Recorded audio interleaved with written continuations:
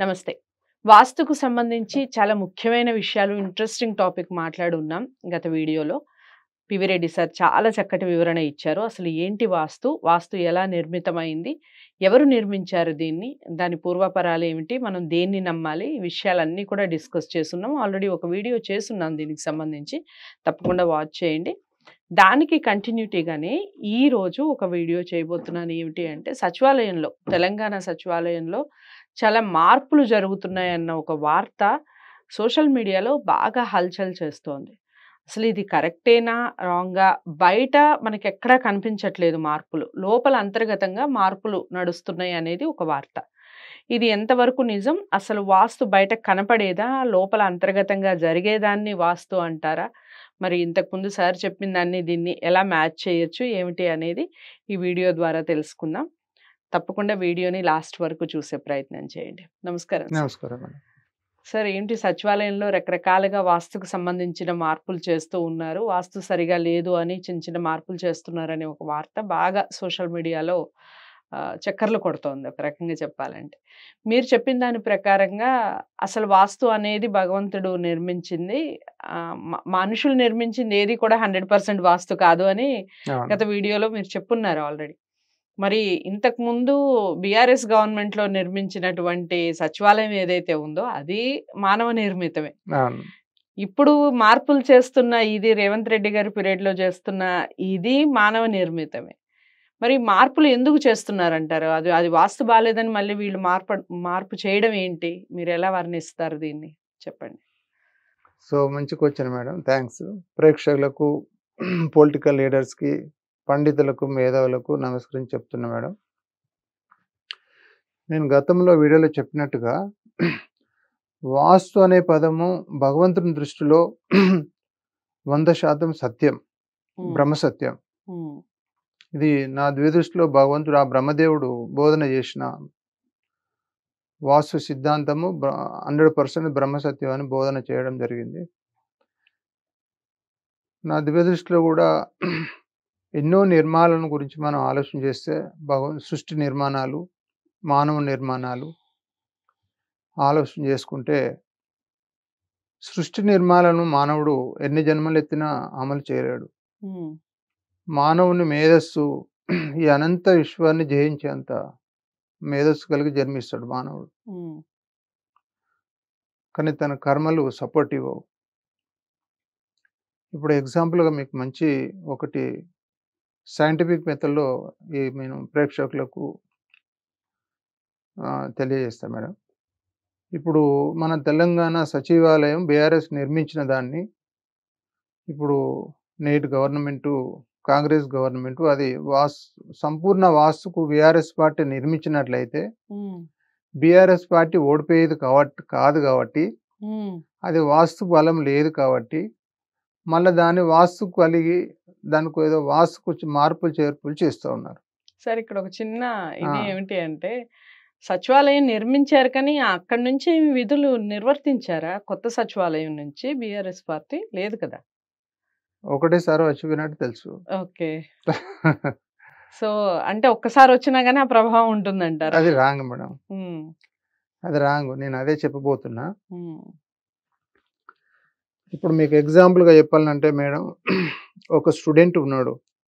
ఎగ్జాంపుల్గా 10th class student తీసుకుందాం మనం, లేకుంటే ఐఏఎస్ 10th క్లాస్ స్టూడెంట్ తీసుకుందాం. ఎన్ని సబ్జెక్టులు ఉంటాయి మొత్తం మేడం? 10th క్లాస్లోనే అండి 6 సబ్జెక్ట్స్ ఉంటాయి. అంటే 6 సబ్జెక్టులలో పాస్ అయితే చివరిలో మనం 6 పాస్ అయిన సబ్జెక్టు సర్టిఫికెట్ రావు మనకు. ఫైనల్గా పాస్ అయ్యిండు 10th అనే సర్టిఫికెట్ వస్తుంది. అవునా కదా? 10th క్లాస్ స్టూడెంట్స్కి 6 సబ్జెక్టులలో పాస్ అయితే చివరికి లాస్ట్కు 10th పాస్ అయ్యిండు అన్న సర్టిఫికెట్ ఒకటే వస్తుంది. 6 సబ్జెక్టులలో 6 సర్టిఫికెట్స్ రావు. అలానే ఎగ్జాంపుల్గా తీసుకుంటే మానవుని జన్మకర్మలో, మానవుని జీవన విధి విధానాలలో, మానవుని మనుగడకు, మానవుడు రూపొందించుకున్న సిద్ధాంతాలకు 100% మార్కులు సాధించాలని ప్రయత్నం చేస్తాడు. అంటే తాను ఎగ్జామ్ రాసుకున్న పేపర్‌ను తానే దిద్దుకొని 100 మార్కులు వేసుకొని పాస్ అయినానని హ్మ్. ముందుకు పోతున్నాడు మానవుడు. హ్మ్. భగవంతుని దృష్టిలో ఫెయిల్ అయితున్నాడు. హ్మ్. అదే ఓటమి గెలుపు. కొందరు హ్మ్. పాస్ అయితా ఉన్నారు. కొందరు ఫెయిల్ అయితా ఉన్నారు. హ్మ్. ఇప్పుడు మీరు చూడండి, ఒక సచివాలయం ఒకటే 100% నిర్మించుకుంటే సరిపోదు. హ్మ్. ఒకటి ఇప్పుడు స్టూడెంటు 6 సబ్జెక్టుల్లో పాస్ అయినట్టు హ్మ్. సచివాలయం అనేది అందులో ఒక 5, 10% అన్నట్టు. అందులో ఒక సబ్జెక్ట్ అనుకోండి. మానవుడు జీవిస్తున్న హ్మ్. మానవుడు జీవిస్తున్న గృహము హ్మ్. 100% వాస్తుబలం కలిగి ఉంటే ఆ ఇంట్లో ఉన్నోళ్ళందరూ మరణించకుండా కోటీశ్వరులు ధనవంతులైతారా? హ్మ్. ఉదాహరణ మనం డిస్కస్ చేద్దాం. హ్మ్. ఏదైనా 100కు 100 ప్రపంచంలో ఉన్న మేధావులు, పండితులు, వాస్తు పండితులందరూ ఏకమై సంపూర్ణ వాస్తుకు ఏదైనా గృహం నిర్మించి హ్మ్. అందులో ఒక బీదవాన్ని మనము గనక బీదవానికి ఇస్తే ఆ బీదవాడు ధనవంతుడైతాడా? ఆ హ్మ్. బీదవాడు మరణం లేకుండా జీవిస్తాడా? హ్మ్. సంపూర్ణ వాస్తుకు ఉంది గదా! హ్మ్. మరి బీదవాడిని ఆ ఇంట్లో మనం ఇస్తే ఆ బీదవాడు అంటే ఆటోమేటిక్‌గా ఇప్పుడు మనకు ఇదే క్వెషన్ ధనవంతుడైతాడు. వాస్తు వాళ్ళకి వేస్తే వాళ్ళు చెప్పే ఆన్సర్ నాకు తెలిసి అంటే నేను కూడా వాస్తు చాలా వరకు చేసున్నాను కాబట్టి వాళ్ళేం చెప్తారంటే జీవించినంత కాలం బాగా జీవించాలి అని మరణానికి దీనికి అసలు ఏం సంబంధం లేదు. మనం ఎంతకాలం జీవిస్తున్నామో జీవించినంత కాలం ఎటువంటి చికాకులు లేకుండా సంతోషంగా భగవంతుడు మనకిచ్చిన ఆయుష్కాలం ఏదైతే ఉందో అంతకాలం హ్యాపీగా జీవించటానికి వాస్తు ఉపయోగపడుతుంది అన్నట్టుగా చెప్తారేమోనని. అయితే నేను ఎందుకు చెప్తున్నానంటే, హ్మ్. ఎగ్జాంపుల్ చెప్తున్నా అంటే, ఒక 10థ్ క్లాస్ స్టూడెంట్స్‌కి 6 సబ్జెక్టుల్లో పాస్ అయితే చివరకు పాస్ అయ్యిండు 10థ్ అన్న సర్టిఫికేట్ ఎలా వస్తదో, మానవుని జన్మకు గూడా ప్రతి ప్రాణిజీ జన్మకు గూడా ఒకే దాంట్లో మనం పాస్ అయితే సరిపోదు. హ్మ్. ఇంటి నిర్మాణమే సంపూర్ణంగా మనం నిర్మించుకుంటే సరిపోదు. హ్మ్. ఇప్పుడు మనము తను చేసే వృత్తిలో సంపూర్ణంగా మార్కులు సాధించాలి 100% అంటే హ్మ్. వాస్తు దోషం లేకుండా. హ్మ్. తను మాట్లాడే మాటల్లో సంపూర్ణంగా 100% మాట్లాడే అది పరిపక్వత కలిగి ఉండాలి. వాస్తు ఓకే. దోషం లేకుండా. హ్మ్. హ్మ్. మనం మాట్లాడే భాష గూడా వాస్తుకు సంపూర్ణంగా ఉండాలి. హ్మ్. మనం వినగలిగింది, చూడగలిగింది మన కంటి చూపు కూడా సంపూర్ణ వాస్తుకు బ్యాలెన్స్ తప్పకుండా చూడగలగాలి. హ్మ్. అంటే నెగెటివ్ ఎనర్జీ లేకుండా పాజిటివ్ కోణంలో మాట్లాడాలి. పాజిటివ్ కోణంలో చూడాలి. పాజిటివ్ కోణంలో రిసీవ్ చేసుకోవాలి. ఓకే. మనలో ఉన్న సంపూర్ణ వాస్తు గుణం కలిగిన వ్యక్తి అయితే హ్మ్. నెగెటివ్‌ని కూడా పాజిటివ్‌గా తీసుకొని, హ్మ్. పాజిటివ్‌గా మార్చి ఏదైనా పాజిటివ్‌గా తీసుకునే వ్యక్తి సంపూర్ణ వ్యక్తి. అది అంటే 100% అందరూ ఆ కోల ఆలోచన చేస్తారని కాదు. హ్మ్. ఎవరైతే నెగెటివ్‌ని పాజిటివ్‌గా ఆలోచన చేసి హ్మ్. మంచి మార్గంలో పోతారో వాళ్ళకు కర్మలు సపోర్ట్ ఇస్తాయి. ఓకే. సు సృష్టి సపోర్ట్ ఇస్తుంది. హ్మ్. కాలం హ్మ్. సపోర్ట్ ఇస్తుంది. హ్మ్. ప్రకృతి హారతి పడుతుంది. ఓకే. నువ్వు ప్రతి దానిలో నీ చూపులో శత్రువు ఇప్పుడు ఎగ్జాంపుల్‌గా బంగారం పట్టుకుంటే మనం అది మట్టితో సమానంగా అంటాం. హ్మ్. హ్మ్. పాలకపక్షానికి, ప్రతిపక్షానికి అట్లా ఉంటది. హ్మ్. ఒక మంచి సంబోధన చేసినా కూడా ప్రతిపక్షము అది చెడుగానే భావిస్తారు. హ్మ్. అది వృత్తి స్వభావం అది. హ్మ్. దాన్నే కర్మ అంటాం. హ్మ్. అయితే ఇప్పుడు నేను ఎందుకు చెప్తున్నా అంటే ఎగ్జాంపుల్‌గా ఒక విత్తనం గింజ హ్మ్. భూమిలో నాటిన తర్వాత పూజలు, జపాలు చేస్తే దాని గుణాలు మారవు. హ్మ్. విత్తనం గింజ నిర్మాణములనే మనం హ్మ్. అనుకున్న ఏదైతే విత్తనం మనం వేయాలి. భావిస్తున్నామో, హ్మ్. హ్మ్. ఏదైతే మనం ఆలోచన చేస్తున్నామో, ఎలాంటి ఫలాలు రావాలనుకుంటున్నామో, హ్మ్. ఎలాంటి చెట్టు రావాలనుకుంటున్నామో, హ్మ్. అది విత్తనం నిర్మాణ దశలనే మనం మార్పు చేయాలి. ఓకే. అంటే మానవుడు జన్మించిన తర్వాత, హ్మ్. జన్మించిన తర్వాత మానవుడు ఎన్ని కోటి వాస్తులు నిర్మించుకున్నా, కోటి పూజలు చేసినా, హ్మ్. ఆ జన్మ కర్మలు మారవు. ఓకే. ఒక విత్తనం గింజలో భూమిలో నాటకముందు ఏదైతే ఆ విత్తనం గింజలో కర్మలు నిర్మించబడిందో, హ్మ్. నాటిన తర్వాత ఆ విత్తనం గింజలో ఉన్న ఎలాంటి గుణాలు ఉంటాయో, అలాంటి హ్మ్. గుణాలే మనం పోషణ చేస్తే, సేద్యం చేస్తే బలవంతంగా తయారై ఫలాలు ఇస్తుందది. రైట్. విత్తనం గింజ భూమిలో నాటిన తర్వాత అది మామిడి చెట్టు వద్దు నాకు జామ చెట్టు కావాలని పూజలు జపాలు చేస్తే అది మారదు. హ్మ్.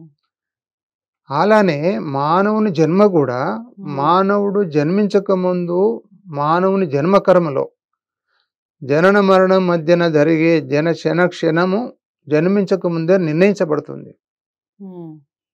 జన్మించిన తర్వాత తూచా తప్పకుండా అది అమలు చేయబడుతుంది. ఆ కర్మలు మనలో ఉన్న కర్మలు సత్కర్మ దుష్కర్మ మనకి ఏది నిర్ణయించబడితే ఒక విత్తనం గింజలో మనం సేద్యం ఎట్లయితే చేస్తే దాని గుణాలను తగ్గట్టు సేద్యం చేసిన విత్తనం చూడండి, మొక్క చూడండి, దానికి ఏ గుణాలు ఉన్నా కూడా బలవంతంగా ఫలాలు ఇస్తుంది. అది గుణాలు మారవు. సేద్యం చేయని ఫలవృక్షం చూడండి, అది ఫలాలు ఇవ్వదు, బలహీనంగా ఉంటుంది, చెట్టు కూడా బలవంతంగా పెరగదు, వటవృక్షం కాదు. మనిషి గుణం కూడా, మనిషి దేహం కూడా, మనిషి కర్మలు కూడా ఒక విత్తన గింజానికి సేద్యం చేస్తే బలహీనంగా ఉన్న బాబద్ది బలవంతంగా పెరిగి ఫలాలు ఎలా ఇస్తుందో, మానవుడు జన్మించిన తర్వాత కూడా ఒక సేద్యం చేసిన విత్తనము ఒక ఫలవృక్షం ఏదైతే ఫలాలు ఇస్తుందో, నీలో ఉన్న కర్మాలు బలహీనంగా ఉన్నాయి, బలవంతంగా తయారైతే తప్ప మనలో ఉన్న జన్మ కర్మలు మారవు. మానవుడు కూడా ఒక విత్తనం గింజనే. అయితే నేను ఎందుకు చెప్తున్నా మేడం అంటే, ఈ సచివాలయం మార్పు అనేది ఇప్పుడు ఆ యోగం అనేది రేవంత్ రెడ్డి గారి యోగం. ఆయన యోగంలో తెలంగాణకు ఫ్రమ్ టు ఫ్రమ్ అనేది సీఎం అయ్యే యోగం ఉంది. ఇప్పుడు ఆయన యోగం మంచిగున్నది కాబట్టి, చంద్రబాబు నాయుడు యోగం మంచిలేదు కాబట్టి ఆయనకు మంచి కలిసి వచ్చిన సచివాలయం అది. ఆయన ఓడిపోయినప్పుడు అది చెడ్డదనుకోవాలి. అవును, మంచి లాజిక్ చెప్పారు సార్. కరెక్ట్ అది. అవునా కాదు? మీరు బాగా ఆలోచించండి. అది కేసీఆర్ గారికి యోగంలో బాగాలేదు అది. ఇప్పుడు అది యోగంలో ఎవరికి బాగుంటే, ఇప్పుడు చూడండి సంపూర్ణంగా ఆయనకు మొత్తం బంగారు పల్లెంలో ఆయన యోగంలో లేదు కాబట్టి ప్రతిపక్షానికి ఇచ్చి గెలిపించిండు. మంత్రే కాకుండా డైరెక్ట్ గా ముఖ్యమంత్రి ఆయన ఏకైక వ్యక్తి అనుకుంటా నాకు తెలిసి. ఆ ఏకైక వ్యక్తి రేవంత్ రెడ్డి గారు. ఆయన రేవంత్ రెడ్డి గారి జన్మ కర్మయోగంలో సీఎం అయ్యే యోగం ఉంది. తనలో ఉన్న గుణాలు సంపూర్ణంగా ఆయన ఒక విత్తనం గింజకు ఒక ఫలవృక్షానికి ఎంత సేద్యం చేస్తే అంత ఫలాలు ఇచ్చినట్టుగా ఆ భగవంతుడు జన్మించక ముందు నిర్ణయించబడిన ఆయన జన్మకర్మలు అమలైతే ఉన్నాయి. అంటే నేను ఎందుకు చెప్తున్నా అంటే, ఇప్పుడు 10th క్లాస్ స్టూడెంట్గా 6 సబ్జెక్టులు ఉన్నట్టుగా ఒక్క సెక్రటరీ సచివాలయం ఒకటే మనం సంపూర్ణ వాస్తు చేసుకుంటే సరిపోదు. పరిపాలన విధి విధానాలు బ్యాలెన్స్ తప్పకుండా చూసుకున్నప్పుడే మళ్ళీ ఆయన పాస్ అవుతాడు నెక్స్ట్ 5 years తర్వాత. ఇప్పుడు ఇది ఒక సచివాలయం సంపూర్ణంగా 100% వాస్తుకు నిర్మించుకున్నంత సరిపోదు. ఆయన పరిపాలన విధి విధానాలు 100% బ్యాలెన్స్ తప్పకుండా ఆయన పరిపాలించినప్పుడే 10th క్లాస్ స్టూడెంట్ 6 సబ్జెక్టులలో పాస్ అయితే ఒక సర్టిఫికెట్ వచ్చినట్టుగా మళ్ళీ రేవంత్ రెడ్డి గారు బ్యాలెన్స్ తప్పకుండా పరిపాలన చేస్తే మళ్ళీ నెక్స్ట్ 5 years తర్వాత గెలిచే అవకాశం ఉంది. ఒక్క సెక్రటరీ సచివాలయం ఒక్కటే సంపూర్ణ వాస్తు చేసుకుంటే సరిపోదు. ఇది అన్ని ఒక ఇప్పుడు కొన్ని సబ్జెక్టుల లాగా అన్ని కొన్ని బ్యాలెన్స్ తప్పని పరిపాలన అన్న కొన్ని 100,000 ఉంటాయి. ప్రతి ఏ పైన కూడా తనది కాకుండా ఏ పనైనా కూడా తన దృష్టికి వచ్చింది, కంటి చూపుకి వచ్చింది, ఏదైనా కూడా అది నాది అనుకోని బ్యాలెన్స్ తప్పకుండా పరిపాలన చేసిన వ్యక్తి, దాన్నే వాస్తు గుణం అంటాం మనం. అదే బ్యాలెన్స్ తప్పని వాస్తు. ఒక సచివాలయం వాస్తు చేసుకుంటే సరిపోదు. తెలంగాణలో ఉన్న ప్రతి కర్తవ్యము వాస్తు తప్పకుండా నిర్వర్తించాలి. అది సంపూర్ణంగా 100% బ్యాలెన్స్ తప్పకుండా పరిపాలన చేయాలి. అది సంపూర్ణ వాస్తు. మళ్ళా 5 సంవత్సరాల తర్వాత గెలుపునకు ఒక దిక్సూచి. మళ్ళీ మాట్లాడదాం సార్, అసలు ఎలా ఉంటే ఏంటి, కాంగ్రెస్ గవర్నమెంట్ ఎలా ఉంది, నిజంగానే ఈ వాస్తు పనిచేసిందా పనిచేయలేదా అనేది ఖచ్చితంగా వీడియో చేసే ప్రయత్నం చేస్తాం. యాక్చువల్గా నాకు బ్రహ్మదేవుడు చెప్పింది వాస్తు అనేది బ్రహ్మసత్యము. ఇంటి గృహ నిర్మాణానికి మెట్లు ఆగ్నేయులు ఉండాలి, plus east door main door ఈస్ట్కు ఉండాలి. దిక్కు ఏ దిక్కైనా పర్లేదు. ఇప్పుడు కొందరు పండితులు ఏమంటున్నారంటే నార్త్ ఈస్టే చాలా శుభం అంటున్నారు. అది చాలా శుద్ధ తప్పు. మనకు ఈస్ట్ ఎంత ఉందో, నార్త్ ఎంత ఉందో, సౌత్ వెస్ట్ కూడా అంతే ఎనర్జీ ఉంది.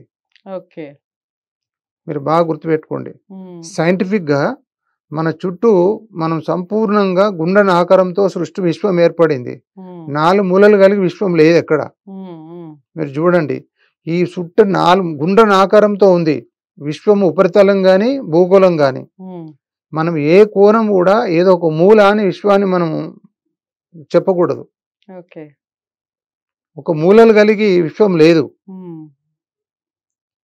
సంపూర్ణంగా నార్త్, ఈస్ట్, వెస్ట్, సౌత్ ఇవన్నీ 4 దిక్కులు సమానంగా బ్యాలెన్స్ కలిగింది. ఏది గూడా నాకు బ్రహ్మదేవుడు చెప్పిందేందంటే, ఆగ్నేయంలో మెట్లుండాలే. దిక్కు ఏ దిక్కైనా పర్లేదు. హ్మ్. అది సౌత్ ఎంట్రన్స్ ఉండని, సౌత్ వే ఉండని, వెస్ట్ ఉండని, ఈస్ట్, నార్త్ ఎక్కడైనా ఉండని. హ్మ్. ఆగ్నేయంలో మెట్లుండాలే. ప్లస్ ఈస్ట్ డోర్ ఉండాలి. ఓకే. అది సంపూర్ణంగా వాస్తు కలిగిన గృహము. హ్మ్. ప్లస్ అది ఎందుకు చెప్పిండో నాకది భగవంతునికి తెలుసది. హ్మ్. దిక్కు ఏ దిక్కైనా పర్లేదు. ఓకే. ఈస్ట్ డోర్ ఉండాలి. ఆగ్నేయ మెట్లుండాలి. ఓకే. ఇది బ్రహ్మదేవుడు చెప్పిన వాస్తు గుణము. రైట్. దయచేసి నేను మాట్లాడింది దివ్య దృష్టి మాత్రం చెప్తున్నా. నన్ను తప్పుపట్టొద్దని భావిస్తున్నాను. రైట్. చాలా చక్కగా చెప్పారు సార్. మొత్తానికి సచివాలయంలో వచ్చినటువంటి మార్పులకు గల కారణాలేంటి? అసలు ఎందులో మార్పులు రావాలి? సచివాలయం ఒక్కటి మారిస్తే సరిపోతుందా? ఈ విషయాల మీద చాలా చక్కటి వివరణ ఇచ్చారు. చాలా ఎగ్జాంపుల్స్ చెప్పారు పివిరెడ్డి సార్. తప్పకుండా వీడియో అందరికీ నచ్చుతుందని అనుకుంటున్నాను. మాక్సిమం మీకేమైనా డౌట్స్ ఉంటే తప్పకుండా కామెంట్ బాక్స్‌లో తెలియచేయండి. వీడియోని లైక్ చేసి, షేర్ చేయండి. ఛానెల్‌ని సబ్స్క్రైబ్ చేసుకోండి. తదుపరి వీడియోతో మళ్ళీ కలుస్తాను. నమస్తే.